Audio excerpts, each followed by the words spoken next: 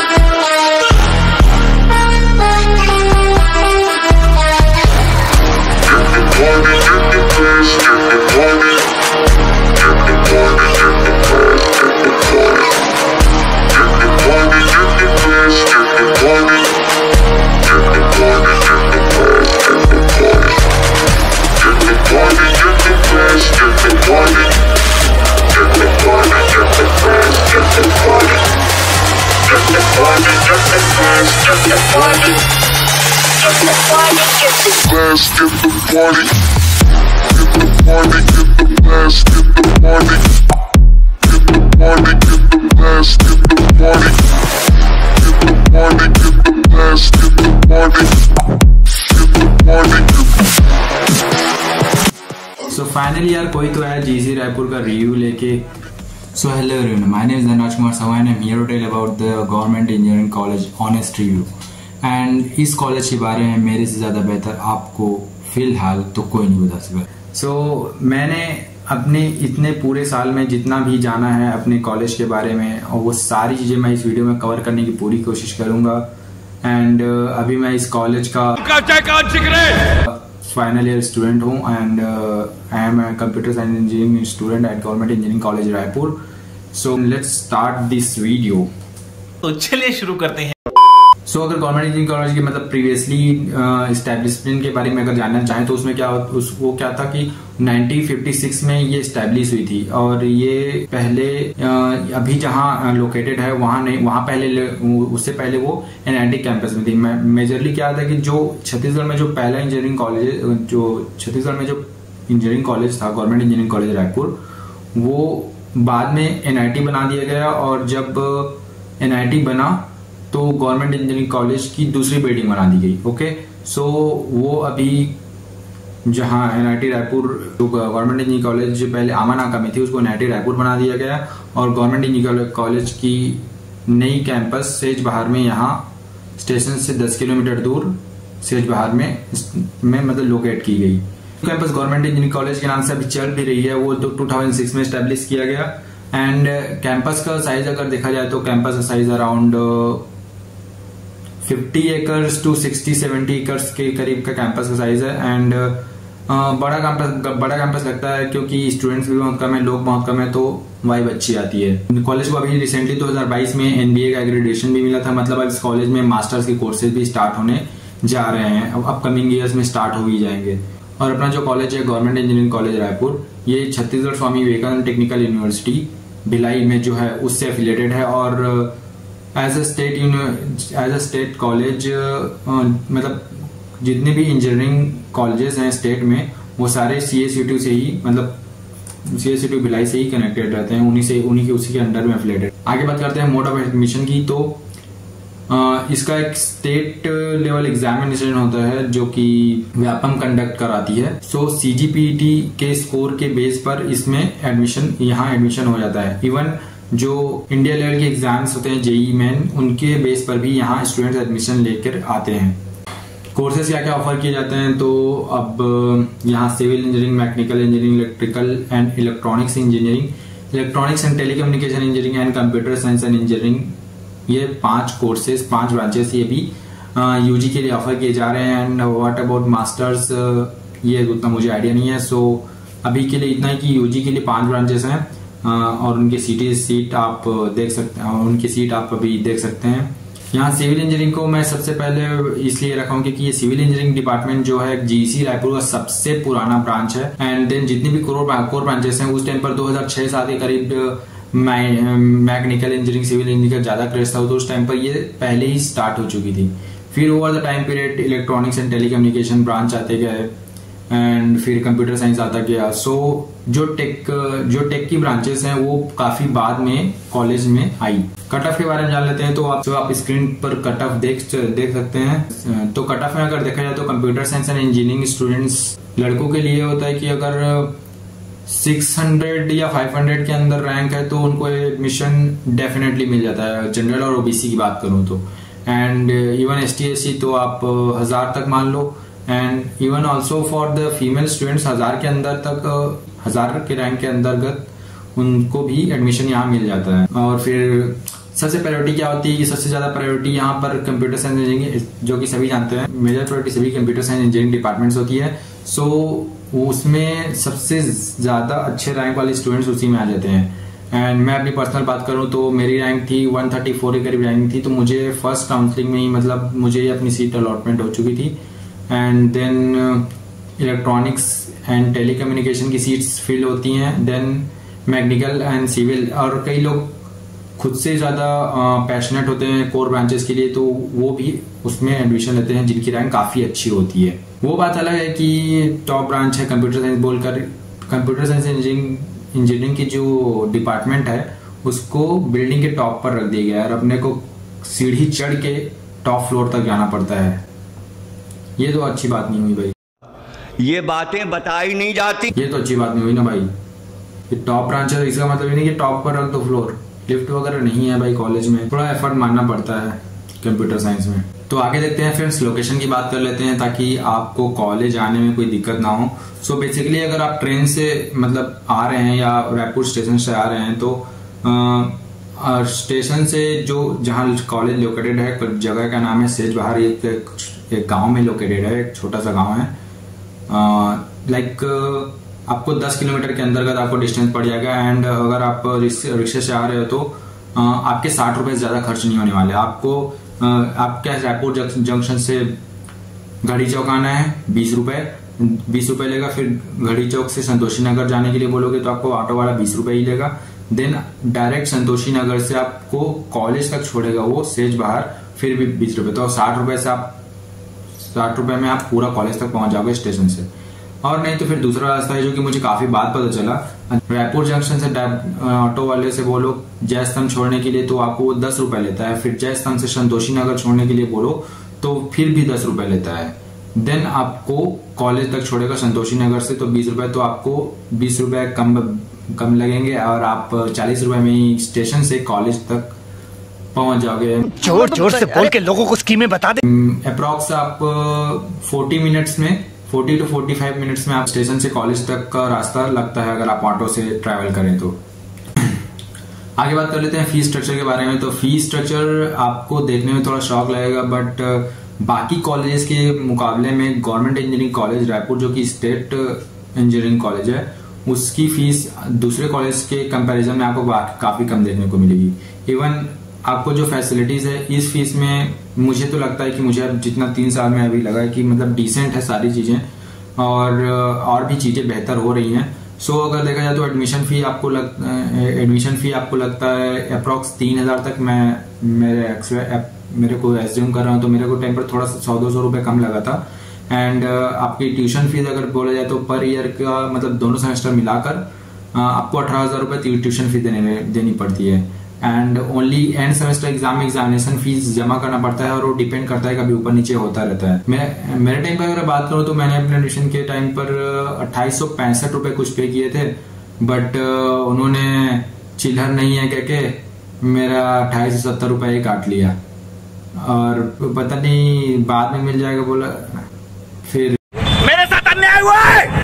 मेरे टाइम पर क्या हुआ था फ्रेंड्स कि मैं जब नोटिस पड़ा था एडमिशन के लिए तो उन्होंने बोला था कि ऑनलाइन पे करना ही पड़ेगा। सो मैं अपनी सारी पेमेंट्स जो कैश था उसको बैंक में जमा करा के कुछ अपने बचे कुछ मतलब ट्रैवलिंग के ही पैसे पकड़ के कॉलेज गया था एडमिशन के लिए। बट वहां पर बोला गया कि आपको कैश ही पेमेंट करने पड़ेंगे फॉर द एडमिशन। सो वहां पर थोड़ा दिक्कत हो गया था क्योंकि मेरे पास उतना कैश रखा नहीं था।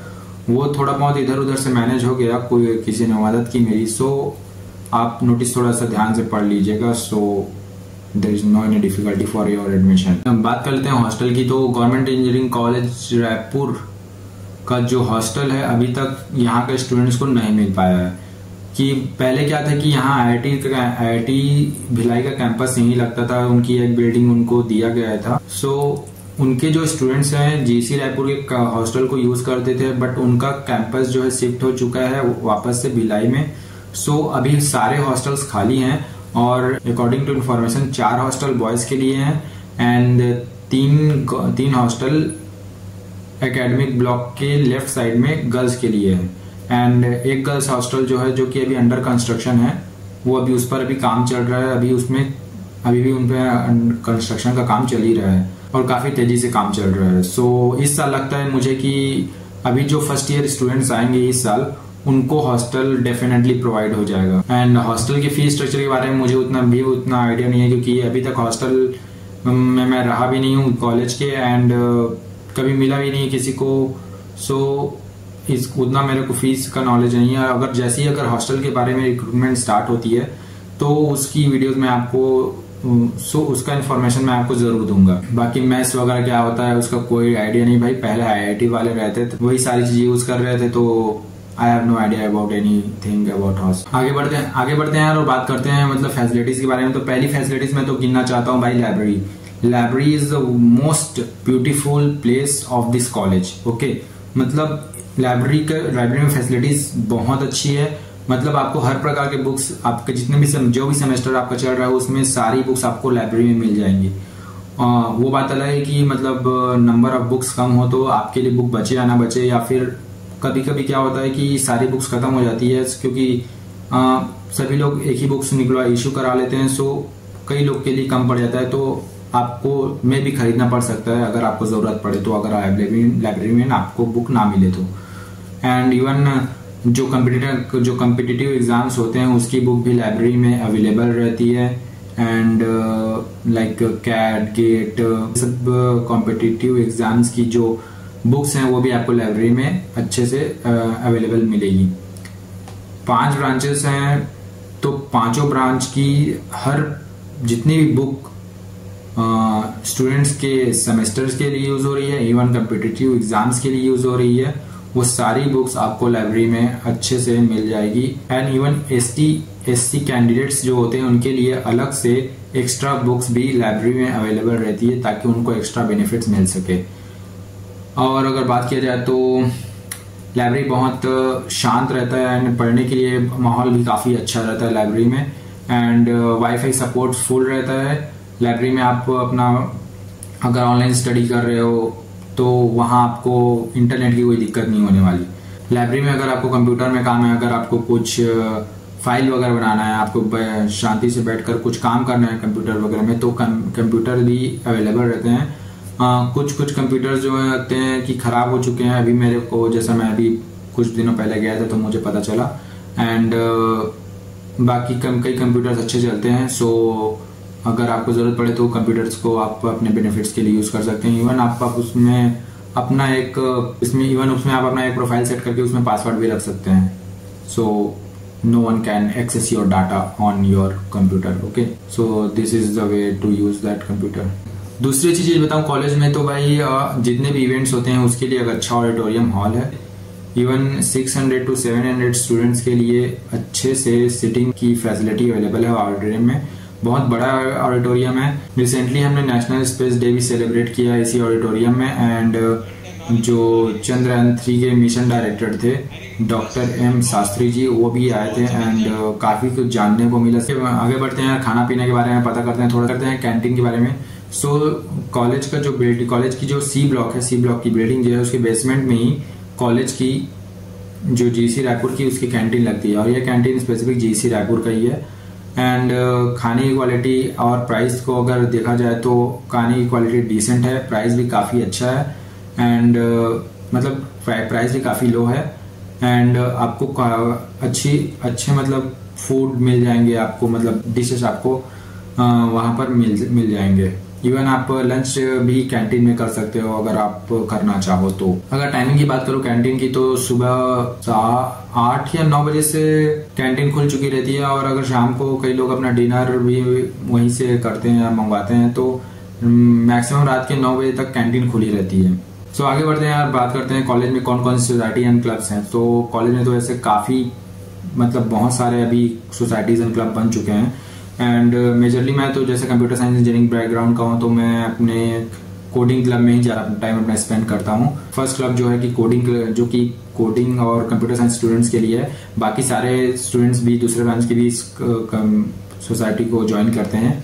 So first is code for community for programmers, coders and सभी ब्रांच के स्टूडेंट भी इसको सभी ब्रांच के स्टूडेंट्स इसमें ज्वाइन कर सकते हैं। एंड जो कि कोडिंग में इंटरेस्टेड हैं और दूसरे टेक्निकल फील्ड्स में जो इंटरेस्टेड हैं उसको वो भी इस क्लब को ज्वाइन कर सकते हैं। Another club is dance club, जो कि रिसेंटली साल या 1.5 साल हुआ होगा जो कि बना होगा। एंड डांस क्लब से पता ही चल रहा है यार कि यहाँ डांसर्स की कम्युनिटी होती है for cultural events and much more. और another is music club. So GC Raipur का जो म्यूजिक क्लब है उसका नाम है सुरभि। बाकी जितने भी क्लब्स हैं आप देख सकते हो। अनदर एक और क्लब मेरे और ख्याल में आ रहा है कि जो है लोक क्लब, हाँ, language oriented club. So first year में जैसे ही आप आते हो तो बहुत सारी चीजों में आपको हिचकिचाहट रहता है, बहुत सारी चीजों को आपको, जो कि कई हिंदी मीडियम के स्टूडेंट्स होते हैं उनके लिए भी मतलब बोलना उतना मतलब वो खुल नहीं पाते। तो जो लैंग्वेज ओरिएंटेड क्लब है, लोक क्लब जो है, वो उन बच्चों की मदद करता है इंग्लिश को इम्प्रूव करने में, उनकी कम्युनिकेशन को इम्प्रूव करने में, ताकि वो खुल के बोल सकें, स्टेज पर मतलब चढ़ के अपना बात रख सकें। आपको छोटे छोटे सेशंस दिए जाते हैं, आपको ग्रुप डिस्कशन कराया जाता है, छोटी छोटी चीजें आपको इंग्लिश में ही आपको सारी चीज डिस्कशन कराई जाती है। सो ये क्या होता है कि आपकी कम्युनिकेशंस के लिए, आपके पर्सनल ग्रोथ के लिए लैंग्वेज ओरिएंटेड क्लब जो है ज्वाइन करना ज्यादा बेनिफिशियल रहता है। और मैंने भी अपने टाइम में इस क्लब में काफी ज्यादा टाइम बिताया था। बात कर लेते हैं स्पोर्ट्स फैसिलिटीज के। यार बहुत पढ़ाई कर ली है, खेलकूद के बारे में जान लेते हैं कि कॉलेज में खेलकूद का माहौल कैसा है। सो स्पोर्ट्स के बारे में अगर कॉलेज के बारे में बताया जाए तो 2 बैडमिंटन कोर्ट हैं, एक बास्केटबॉल कोर्ट है, एक टेबल टेनिस है जो कि शायद अभी डी ब्लॉक के बेसमेंट में है, आपका एक वॉलीबॉल कोर्ट क्रिकेट के ग्राउंड के कॉर्नर में ही लगा है। एंड क्रिकेट ग्राउंड अवेलेबल है एंड ऑल्सो फुटबॉल ग्राउंड भी अवेलेबल है। बट अभी फुटबॉल ग्राउंड को यूज इसलिए नहीं कर पा रहे हैं लोग क्योंकि जो हॉस्टल अभी अंडर कंस्ट्रक्शन है ठीक उसी ग्राउंड के बगल में है। सो सारी चीजें जितने भी कंस्ट्रक्शन के मटेरियल्स होते हैं उसी ग्राउंड में अभी रखे गए हैं। So football ground is not available to use. Okay, तो अगर स्पोर्ट्स के बारे में अगर मैं कुछ बोलना चाहूँ तो जीसी रायपुर के जो स्टूडेंट्स हैं जो कि अच्छा इंटरेस्ट लेते हैं स्पोर्ट्स में, वो समय पर मतलब दूसरे कॉलेज से कंपटीशन या दूसरे कॉलेज में जो फेस्ट वगैरह हो रहा है, स्पोर्ट्स फेस्ट वगैरह हो रहा है, तो उसमें जाकर वो लोग पार्टिसिपेट करते हैं। और मैंने जो देखा है कि मतलब गर्ल्स की टीम जो होती है स्पोर्ट्स की, वो काफी ज्यादा एक्टिव है। एंड ऑल्सो एम्स में, NIT में, शंकराचार्य जो कि पास में कॉलेज है, उन काफी जगह से उन्होंने अच्छे अपना परफॉर्म किया है। एनीवे हमेशा जीत के ही आते हैं वो। सो बॉयज और गर्ल्स दोनों की जो स्पोर्ट्स कम्युनिटी है जीसी रायपुर में, स्पोर्ट्स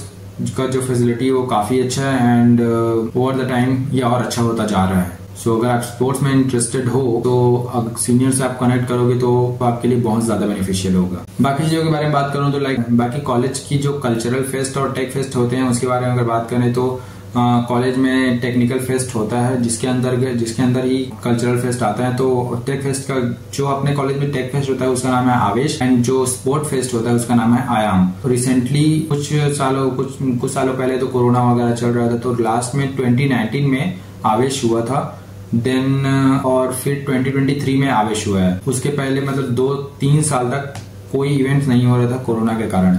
एंड रिसेंटली इस साल क्या है कि 2024 में इलेक्शंस चल रहे थे, तो उसके कारण ये फेस्ट नहीं हो पाया। और समहाउ स्टूडेंट्स की रिक्वेस्ट के पर कॉलेज वालों ने आयाम फेस्ट, वो जो कि स्पोर्ट फेस्ट है, उसको कंडक्ट किया। एंड जो टेक फेस्ट होता है जो कि आवेश, कंडक्ट नहीं हो पाया। एंड इसके जो फेस्ट वगैरह हैं उनकी आपको कुछ वीडियोस दिखाने की कोशिश करूंगा मैं, आपको कुछ ज्यादा इंटरेस्ट आएगा। और जो टेक फेस्ट होता है वो काफी अच्छे लेवल का होता है। अपने कॉलेज में टेक फेस्ट होता है आवेश, उसके बारे में अगर मैं कहना चाहूँ तो काफी अच्छे लेवल का टेक फेस्ट अपन ऑर्गेनाइज करते हैं कॉलेज में। एंड इसमें आपको हैकाथॉन्स, जिसमें आप आसपास के जितने कॉलेजेस हैं, दूसरे स्टेट के जो स्टूडेंट्स हैं वो भी आके यहाँ पार्टिसिपेट करते हैं हैकाथॉन्स में। एंड ऑल्सो रोबो दंगल रोबो और सिविल इंजीनियरिंग डिपार्टमेंट के द्वारा अपना कुछ अलग से फेस्ट ऑर्गेनाइज किया जाता है ताकि वो अपना टेक्निकल बैकग्राउंड को वहाँ उस फेस्ट में शो कर सकें। एंड और भी छोटी मोटी चीजें होती रहती हैं, लाइक छोटी मोटी जो बहुत सारी चीजें होती हैं। अगर आप इंस्टाग्राम हैंडल को चेक करोगे तो आपको बहुत सारी चीजों की जानकारी मिलेगी। फेस्ट काफी अच्छे लेवल का होता है। इसमें आपको मैं कुछ वीडियोस वगैरह दिखाने की कोशिश करूंगा।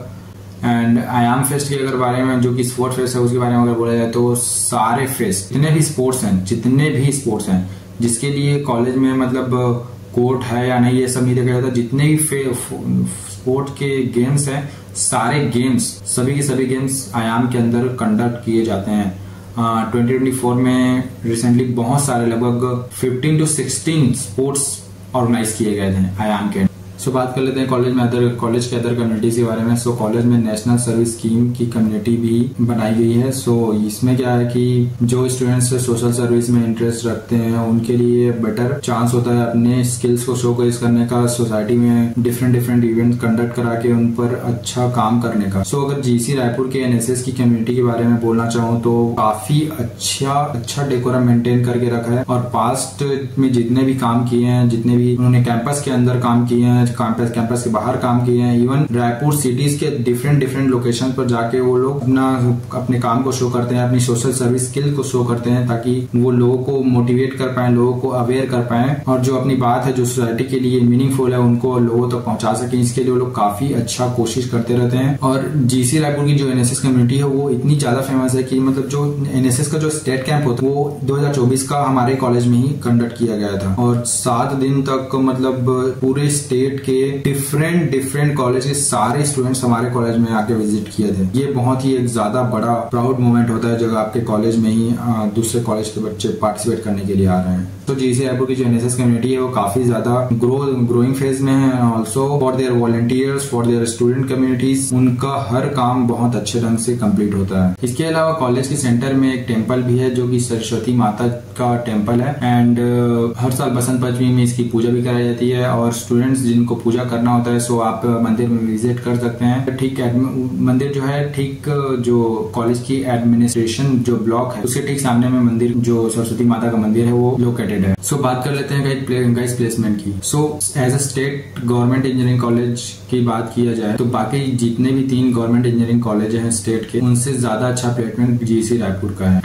आइदर जो स्टूडेंट्स हैं वो कॉलेज के प्लेसमेंट में ज्यादातर नहीं बैठते क्योंकि वो उनका कॉलेज में जो कंपनीज आती है उनका पैकेज काफी कम रहता है। जो स्टूडेंट्स होते हैं जिनको अपना जॉब चाहिए रहता है, जिनको अच्छा जॉब चाहिए रहता है, अच्छा पैकेज चाहिए रहता है, ऑफ कैंपस में अप्लाई करते हैं। कॉलेज के अंदर जो कंपनीज आती है उनका जो मैक्सिमम जो अमाउंट रहता है वो 6 to 7 NPA का होता है। एंड इस साल जो देखा जाए रिसेंटली जो ईयर्स हैं उसमें ट्रिपल ई के डिपार्टमेंट के and triple E department, electronics department, CS department के जो कॉलेज से जो टेस्ट हुए हैं उनका पैकेज भी लगभग 6 या 7 के अराउंड ही रहा था। बट क्या होता है मैक्सिमम स्टूडेंट जो कि करना चाह रहे हैं और ज्यादा पैकेज चाह रहे हैं वो ऑफ कैंपस में अप्लाई करते हैं। So if I tell you about my experience, so यहाँ के जो सीनियर पास आउट हैं जो कि अच्छी कंपनी में प्लेस्ड हैं, अच्छी जगह में प्लेस्ड हैं, वो यहाँ के स्टूडेंट्स को हमेशा गाइड करते रहते हैं। यहाँ के स्टूडेंट्स को इंटर्नशिप दिलाने में, उनको एक अच्छा जगह रेफरल करने के लिए वो काफी एफर्ट्स डालते हैं। स्टूडेंट्स की कम्युनिटी ज्यादा स्ट्रांग है, स्टूडेंट्स का एक इन्वायरमेंट है और मेजर जो कंपनीज कॉलेज में रिक्रूट करने के लिए आती है like TCS, Adani, Byju's, nucleus tech, Wipro, मिकास, न्यूक्लियस टेक, कोड नाइजली, ये सारी कंपनीज जो है कॉलेज में रिक्रूट करती है और इनका जो पैकेज होता है वही 6 to 7 के अराउंड ही रहता है। सो जिन स्टूडेंट्स को लेना रहता है प्लेसमेंट कॉलेज के कैंपस से वो बैठते ही हैं, अदरवाइज वो ऑफ कैंपस ही ट्राई करते हैं। तो आगे बढ़ते हैं फ्रेंड्स, कैरिकुलम की बात कर लेते हैं। कॉलेज में पहले क्या था कि पहले ऑनलाइन क्लासेस लगती थी, 2 साल तक तो ऑनलाइन क्लासेस लगी स्टूडेंट्स को, तो उतना ज्यादा इशू नहीं होता था कॉलेज आने का। बट अभी अगर सभी कॉलेज में आ रहे हैं तो क्या होता है कॉलेज कैरिकुलम के हिसाब से चलना पड़ता है। समझ रहे हो आप? कॉलेज के नियर बाई प्लेसेस के बारे में अगर बताना चाहूँ तो यार पहली बात तो ये कि कॉलेज जो है गांव में है। सो जैसा कि रविशंकर शुक्ल यूनिवर्सिटी है जिसके आसपास एम्स हैं, दूसरे इंजीनियरिंग कॉलेजेस हैं, तो उससे ये थोड़ा सा दूर है, ठीक है। तो अगर देखा जाए तो भले ही गाँव में बोलने के लिए गाँव में है, लेकिन कॉलेज के आने के कारण ये सेज बाहर जो गाँव है वो काफी ज्यादा इम्प्रूवमेंट हो चुका है। एंड पहले तो जब मैं अपने एडमिशन के टाइम पर आया था तो रोड भी अच्छी से नहीं बनी थी, अभी रोड काफी अच्छी बन गई है। गाँव के बारे में तब आपको पता चलता है जब आप अंदर गली तरफ घुसना शुरू करते हो। बट अगर नियर बाई प्लेसेस जो कि अच्छी अच्छी जगह है उनके बारे में बताना तो एनर्जी पार्क जा सकते हो। आपको कोई भी सामान अगर खरीदना हो तो साइड में ही मार्ट है एंड